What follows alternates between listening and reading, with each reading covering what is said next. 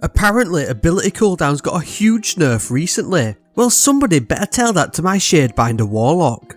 Well, you're right, tell them to subscribe too and help me hit 10,000 subscribers before the end of the year.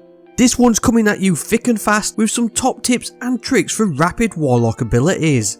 Shadebinders are still incredibly potent, and although they didn't benefit from the 5 fragment buff Titans and Hunters got, you really don't need it, because the Stasis Shards by freezing targets from Glacial Harvest and the everlasting Bleakwatcher Stasis Grenade turret have got you covered.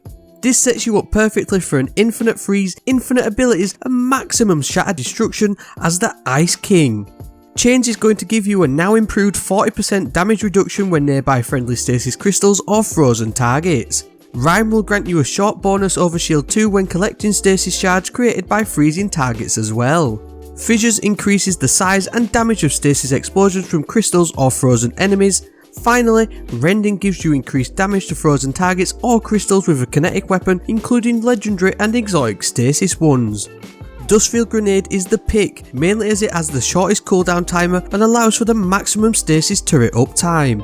Tier 10 Discipline will get you a 58-second cooldown on your grenade, but chuck on the Eyes of Another World exotic helmet, plus follow the rest of the mod setup below, and you'll knock that bad boy down to less than 30 seconds in almost all combat encounters.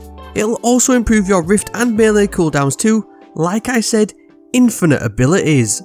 Let's add more freeze into the mix though, and yes, you've guessed it, with Cryosthesia.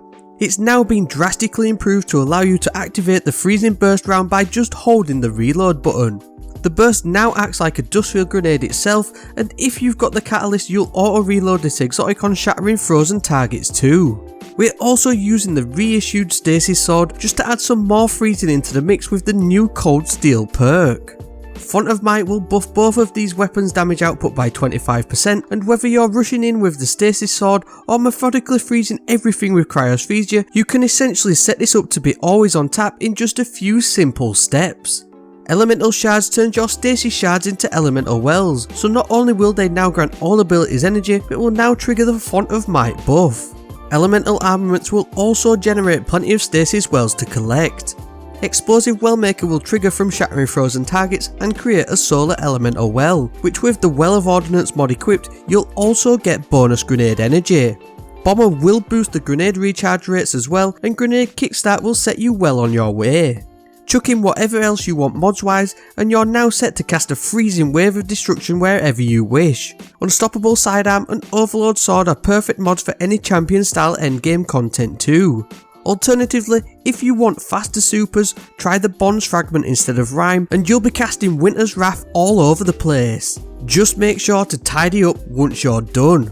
Now if you're done with this build video, why not find out what secret this shader is hiding in plain sight?